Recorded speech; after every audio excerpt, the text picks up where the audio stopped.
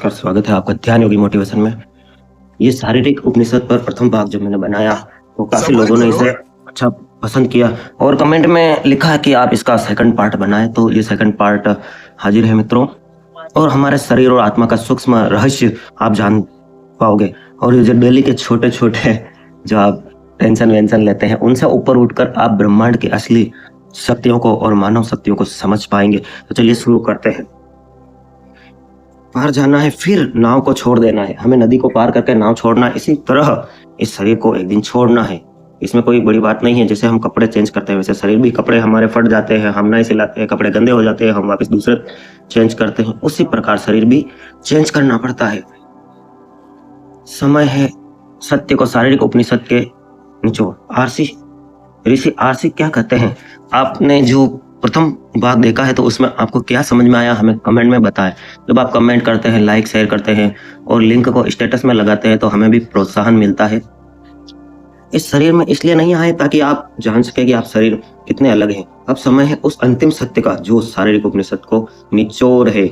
RC ऋषि कहते हैं क्षेत्र और क्षेत्रज। यह शरीर एक क्षेत्र है, एक खेत है और तुम इसके क्षेत्रज हो।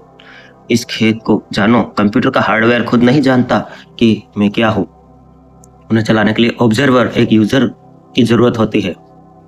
उसी प्रकार video sponsor Dwarkadhish electric and power tools, आपके अपनी शॉप, होम अप्लायंस और ब्रांडेड कूलर, पंखे, प्रेस के होलसेल विक्रेता, चंदेड़ी रोड, पता नहीं। कौन जान रहा है? क्या यह जानने वाला सांस है? नहीं। क्या यह जानने वाला विचार है? नहीं। इन शब्दों के बीच का जो सन्नाटा है उस सन्नाटों को सुने। आप यह विचार नहीं है, आप वह शरीर नहीं है, आप वह गहरी शांति हैं जो इस पूरे खेल को देख रही है। आप वह साक्षी हैं। यही आपका असली घर है। शारीरिक उपनिषद कोई किताब नहीं है, यह आपके अपने अस्तित्व का मैनुअल है जिसे हम पढ़ना भूल गए हैं। हम एक किराए के मकान में आए हैं और हमने उसकी दीवारों पर अपनी तस्वीरें लगा दी है। और जब आप सपना देखते हैं, आप स्थूल शरीर बिस्तर में पड़ा रहता है, आप हिलते नहीं, आप कुछ खाते नहीं, लेकिन सपने में आप पहाड़ों पर जा रहे होते हैं, आप खाना खा रहे होते हैं, आप डर रहे होते हैं। ये सब कौन कर रहा होता है? जो आपको सूक्ष्म शरीर है, वह सूक्ष्म शरीर ही आपकी आदतों का घर है, जिसे हम संस्कार कहते हैं। मान लीजिए आप एक झूठ बोलते हैं, वह झूठ सिर्फ हवा में नहीं खो जाता, वह आपके सूक्ष्म शरीर पर एक लकीर खींच देता है। कल जब आप फिर से उसी स्थिति में होंगे तो यह लकीर आपको मजबूत करेगी दोबारा झूठ बोलने के लिए। यही कारण है कि हम चाहकर भी अपनी बुरी आदतें नहीं छोड़ पाते, क्योंकि हम शरीर को जो देते हैं, सूक्ष्म शरीर में जमी उसी पुरानी गंदगी को साफ करना भूल जाते हैं। यह एक कहानी याद आती है। एक बार एक राजा ने एक फकीर से पूछा, अगर मैं शरीर नहीं हूं तो यह दर्द मुझे क्यों होता है? फकीर ने राजा को एक पुराने खंडहर में ले जाकर खड़ा कर दिया। फकीर ने कहा, राजन, अगर इस खंडहर की छत गिर जाए तो क्या आपको दर्द होगा? राजा हंसा और बोला, नहीं। उस संत ने कहा कि खंडहर का हिस्सा नहीं हूं। संत से कहा। संत मुस्कुराया और बोला, बस यही रहस्य है। कभी आप इस शरीर रूपी महल के मालिक बने बैठे हैं, इसलिए इसकी हर दरार आपको अपनी लगती है। जिस दिन आप जान जाएंगे कि आप यहाँ सिर्फ कुछ दिनों के मेहमान हैं, उस दिन बुढ़ापा और बीमारी आपको डरा नहीं पाएंगे। क्या आपने कभी गौर किया है? हम बूढ़े होने से क्यों डरते हैं? क्योंकि हमें लगता है कि हमारी वैल्यू हमारा शरीर है। समाज हमें यही सिखाता है, जिम जाओ, क्रीम लगाओ, जवान दिखो। लेकिन शारीरिक उपनिषद कहता है शरीर का धर्म ही क्षय होना है। जब हम जन्म लेते हैं तभी हमारी मृत्यु शुरू हो जाती है। हाँ, जब हमारा बुरा समय चल रहा होता है तो अच्छा समय शुरू हो जाता है, और जब अच्छा समय चल रहा होता है तो बुरा समय शुरू हो जाता है। मृत्यु क्या है और जन्म क्या है? जन्म से लेकर मृत्यु तक जो आप ये अनर्गल चीजें सोचते हो, करते हो, वही जन्म से लेकर मृत्यु तक का बीच का हिस्सा है। उसमें आप दुखी हो रहे हो। जन्म मृत्यु का एक क्रम है। मृत्यु कभी एकदम नहीं आती है, धीमे धीमे आती है। जैसे ही जन्म लिया आपने तो मृत्यु की तारीख तय हो जाती है। इसे गहरे से समझने के लिए पार्ट 3 कमेंट करें कमेंट में।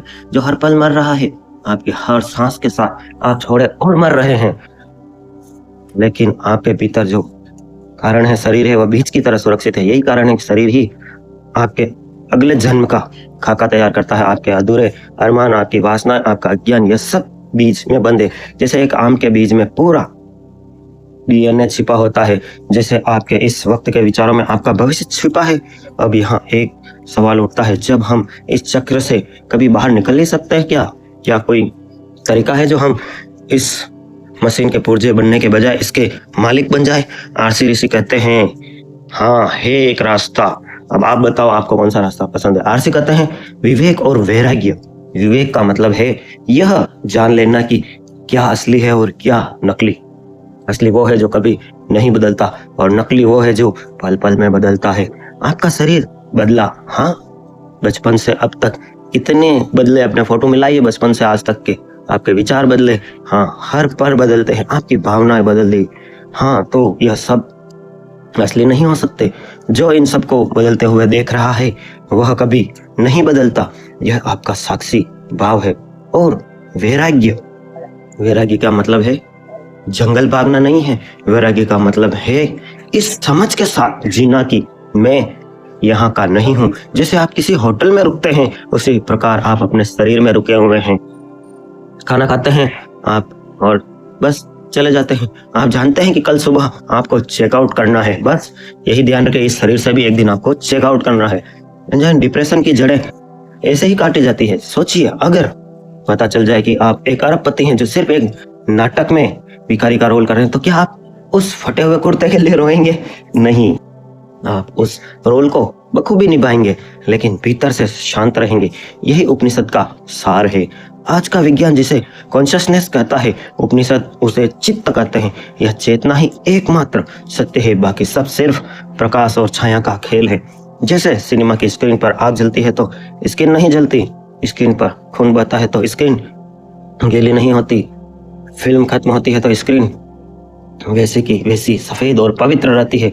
आप यही स्क्रीन है आपके जीवन की फिल्म में। चाहे कितने ही उतार चढ़ाव आए, चाहे कितनी ही बीमारियां या परेशानियां आए, आपकी मूल चेतना हमेशा अछूती रहती है।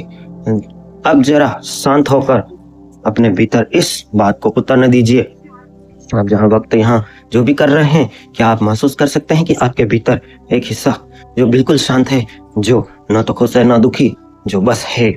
यही होना ही परमात्मा है। यहीं से शुद्ध ज्ञान है जिसके लिए इंसान सदियों से भटक रहा है। हमने चांद पर कदम रख दिए हैं, हमने समंदर की गहराइयां नाप ली है, लेकिन हम अपने ही हृदय की उस गुफा में झांकना भूल गए हैं जहां असली खजाना छिपा है। शारीरिक उपनिषद हमें चेतावनी देता है कि जागृत प्रारूप वरण निशो, उठो जागो और उस परम सत्य को जानो, क्योंकि यह शरीर एक दुर्लभ मौका है। इसे सिर्फ खाने सोने और भोगने में मत गवाना। दोस्तों, यहाँ तक कुछ समझ में आया तो कमेंट करें, लाइक करें। और अब आप जो है लास्ट लाइन है, ईयरफोन लगा ले, अगर नहीं लगा रखा तो ईयरफोन लगा ले और बिल्कुल शांति से सुने। यह शरीर एक प्रयोगशाला है जहां आप खुद को जीव से ब्रह्म में बदल सकते हैं। मान लीजिए आप एक समुद्र की लहर हैं।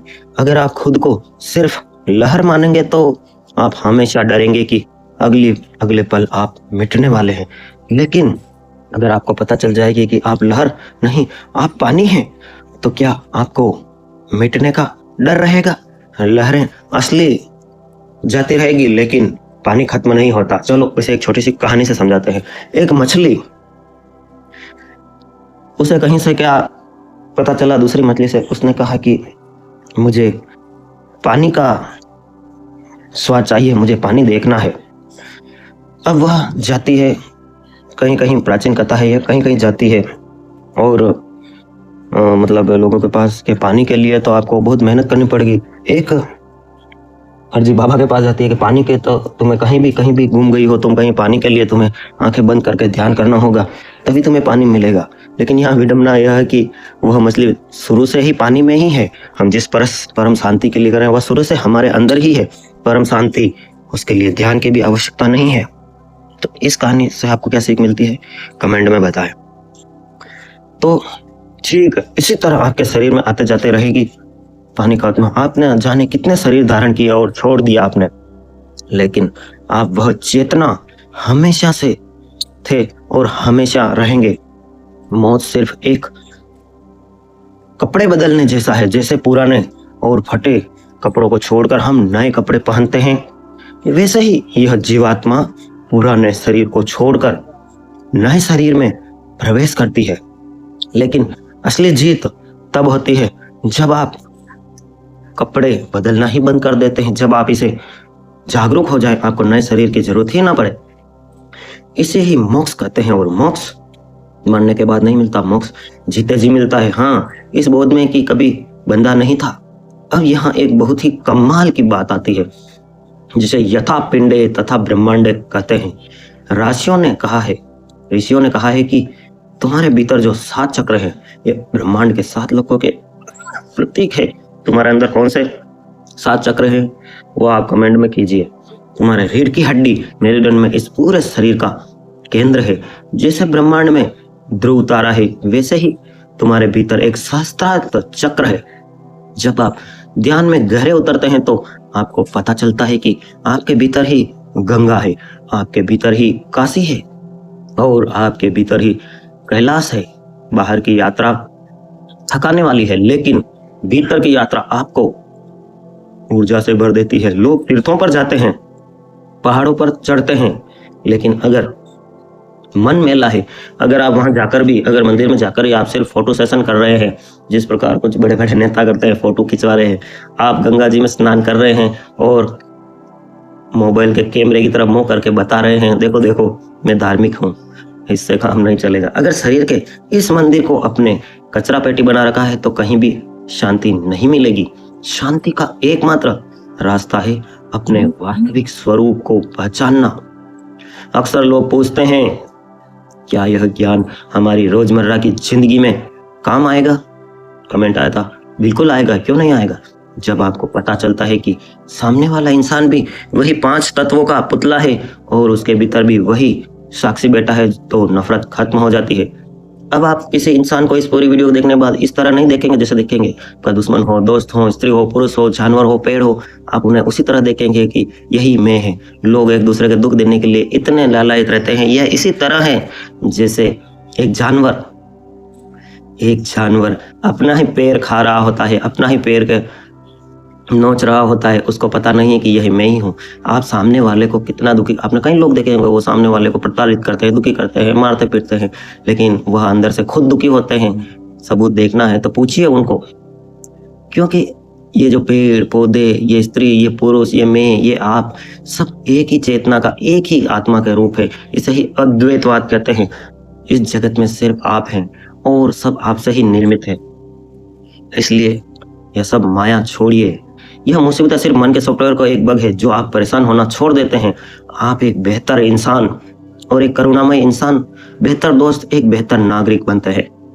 इस ज्ञान को बोझ मत बनाइए, इसे एक रोशनी की तरह अपने साथ रखिए। क्या आपने कभी देखा है लास्ट बार आप कब नाचे थे, कब हंसे थे खिलखिलाकर? कमेंट में लिखिए। आपने जीवन को एक बोझ बना लिया है। अरे जो बड़े बड़े आईएएस और डॉक्टर और इंजीनियर जो बड़ी बड़ी नौकरियां और बड़े बड़े पदों पर बैठे हुए हैं, वे डिप्रेशन में जा रहे हैं। अपनी नौकरी पर जाने में उनको high blood pressure, low blood pressure होता है। क्यों होता है? लिखिए आप। अगर इस पूरे वीडियो को आपने देखा है तो आपको समझ में आ जाएगा। इसे एक रोशनी की तरह अपने साथ रखिए। जब भी अंधेरा लगे तब भी इस ज्ञान रूपी टॉर्च को जलाइए। सब कुछ खत्म हो रहा है, बस अपनी आंखें बंद कीजिए और याद कीजिए, मैं ना तो देह हूं, ना मन हूं, ना बुद्धि हूं, मैं तो यह चिन्नानंद रूप शिव हूं। यह उपनिषद हमें सिखाता है कि हम कोई टूटी हुई मशीन नहीं है जिसे ठीक करने की जरूरत है। हम तो यह पूर्णता है जिसे सिर्फ पहचानने की जरूरत है। इनर इंजीनियरिंग बाय योगी। इनर इंजीनियरिंग अपने आप का मैनुअल समझने के लिए हमारे चैनल ध्यान योगी मोटिवेशन को सब्सक्राइब करें। वीडियो भी बाकी है। रोज सुबह 7 बजे हमारा लाइव ब्रॉडकास्ट होता है। आप उसमें आ भी सकते हैं और सुन सकते हैं। वीडियो को ज़्यादा से ज़्यादा फेसबुक, इंस्टाग्राम पर शेयर करें। अब चलते हैं लास्ट लाइन पर। लेकिन याद रखिए, सफ़र यहाँ खत्म नहीं होता। यह तो बस एक शुरुआत है। जैसे जैसे आप इस गहराई में उतरेंगे, आपको अपने अस्तित्व में ऐसे रहस्य पता चलेंगे जो आपने कभी सपनों में भी नहीं सोचे होंगे। क्या था वो बुद्ध जो 12 साल एक वृक्ष के नीचे बैठे 12 साल मौन रहे और उनको पता चला कि ये दुनिया मिथ्या है, यह धन, माया, सुख, दुख सब माया है। इस यात्रा को और आगे ले जाने के लिए क्या आप तैयार हैं खुद को उस नजर से देखने के लिए जिसमें ईश्वर आपको देखता है? आज हमने शारीरिक उपनिषद के माध्यम से, इस दूसरे पार्ट के माध्यम से इस लिबास को देखा है जिसे हम स्वयं कहते हैं। हमने जाना कि कैसे यह स्थूल, सूक्ष्म और कारण शरीर को जाल हमें उलझाए रखता है। लेकिन सबसे बड़ी बात तो हमने यह सीखी है कि इन सब के पार, इन सब के आधार के रूप में आप वह अमर चेतना मौजूद है। इस वीडियो को यहाँ तक देखने का मतलब है कि आपके भीतर यह प्यास है। आप भी एक हिस्सा नहीं है जो सिर्फ सुनता है चलो। आप सत्य के खोजी हैं। सत्य हमेशा उन्हें मिलता है जो उसे खोजने का साहस करते हैं। अगली बार जब आप आईने में खुद को देखें तो सिर्फ अपने चेहरे को ना देखें, उस चमक को देखें जो आपकी आंखों के पीछे है। उस प्राण को महसूस करें जो आपके हृदय को धड़का रहा है। कमेंट में लिखिए कौन आज को मिरर को देखते सिर्फ बाल और क्रीम नहीं लगाएगा, ना बाल, बस अपनी परम चेतना को देखने की कोशिश करेंगे और मन ही मन मुस्कुरा कर कहें मैं यहाँ हूं और मैं अनंत हूं। जीवन का असली उत्सव तब शुरू होता है जब मौत का डर खत्म हो जाता है, और मौत का डर तब खत्म होता है जब हम जान लेते हैं कि हम कभी पैदा ही नहीं हुए थे। हम तो यह सनातन प्रकाश है जो समय और स्थान की सीमाओं से परे है। शुद्ध ज्ञान की इस यात्रा में हमारा साथ बने रहने के लिए आपका बहुत बहुत धन्यवाद। एक लाइन में अगर आपको समझाऊं तो आपने सोने के कंगन भी देखे हैं, सोने का घड़ा भी देखा है, सोने के बिस्कुट भी देखे हैं, सोने का हार भी देखा है, सोने की बालियां भी देखे हैं। सोने की बालियां या सोने के कंगन को अगर पिघला दे तो क्या खत्म होगा बताओ? लिखो कमेंट में, क्या खत्म होगा? वो हार खत्म होगा, वो बाली खत्म होगी, लेकिन सोना बना रहेगा। आप सोना है, कोई हार और कंगन नहीं है। शरीर मिट भी जाए तो भी आप सोना है। बहुत बहुत धन्यवाद। हम ऐसे ही रहस्यों को, ऐसे ही उपनिषदों को आपके सामने लाते रहेंगे ताकि भारत की वह महान विरासत जो हम भूलते जा रहे हैं वह फिर से हमारे जीवन का हिस्सा बन सके। अगर आज के इस संवाद ने आपके जीवन में एक छोटी सी चिंगारी पैदा की है तो हमें कमेंट में जरूर बताएं। आपके विचार हमारे लिए बहुत महत्वपूर्ण है। और हाँ, अगर आप चाहते हैं कि हम किसी विशेष उपनिषद या ग्रंथ पर चर्चा करें तो उसका नाम भी जरूर लिखें कमेंट में। और आप हमारे पॉडकास्ट में आना चाहते हैं तो कमेंट में अपने व्हाट्सएप नंबर के साथ अपना एड्रेस लिखें, हम वहां आएंगे, नहीं तो आपको हमारे स्टूडियो में बुलाएंगे। हमारा उद्देश्य केवल जानकारी देना नहीं है, हमारी टीम का उद्देश्य है जागृति। मनुष्य चेतना से परम चेतना की ओर नींद से जागने का समय आ गया है, क्योंकि जब आप खुद को नहीं जानते दुनिया चाहे कुछ भी पाले, हम हमेशा खाली ही रहेंगे। खुद को जान लेना ही सबसे बड़ी उपस्थिति है। तो चलिए इस बोध को अपने साथ लेकर अपने कर्म क्षेत्र में लौटिए। लेकिन याद रखिए आपका सिर्फ ये उद्देश्य नहीं है कि रोज सुबह खाना खाओ, ऑफिस जाओ, स्कूल जाओ, कॉलेज जाओ और फिर दिन भर गपशप करो, व्हाट्सएप देखो और इंस्टाग्राम देखो, रात को सो जाओ और फिर सुबह वही काम पे जाना, खाना बनाना, खाना और रात को सो जाना, शादी करना, बच्चे पैदा करना और एक दिन मर जाना। इसके अलावा भी हमारे शरीर का, हमारे आत्मा का कुछ उद्देश्य है। कुछ भी समझ में आया हो तो कमेंट में बताएं और वीडियो को ज़्यादा से ज़्यादा शेयर करें। लेकिन याद रखिएगा आप सेक्टर नहीं है, आप सेक्टरज हैं, आप मशीन नहीं है, आप ड्राइवर हैं, आप लहर नहीं हैं, आप समंदर हैं।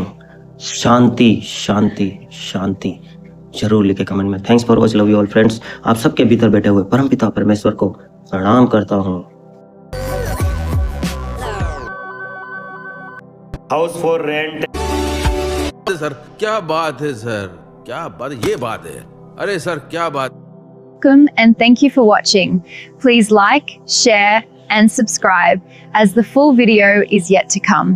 देखते हो लेकिन सब्सक्राइब नहीं करते। ये लाल कलर का बटन है, इसे दबाओ, जल्दी दबाओ, फिर मैं शुरू करूँ। दबा दो जल्दी, दबाओ। दोस्तों अपनी राय दें और हमें कमेंट अवश्य करें। धन्यवाद।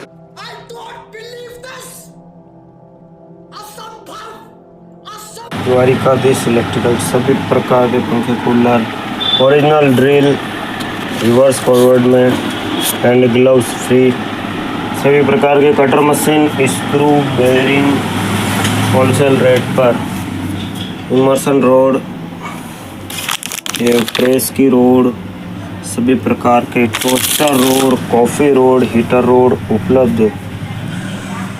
सभी प्रकार के स्क्रू, कटर मशीन, आधा HP motor screw, table fan shaft और वायर लीड होलसेल रेट पर। कार्टून लेने पर स्प्रिंग नोब और कूलर मोटर 10% की छूट। Sujata shaft, Sujata coupler,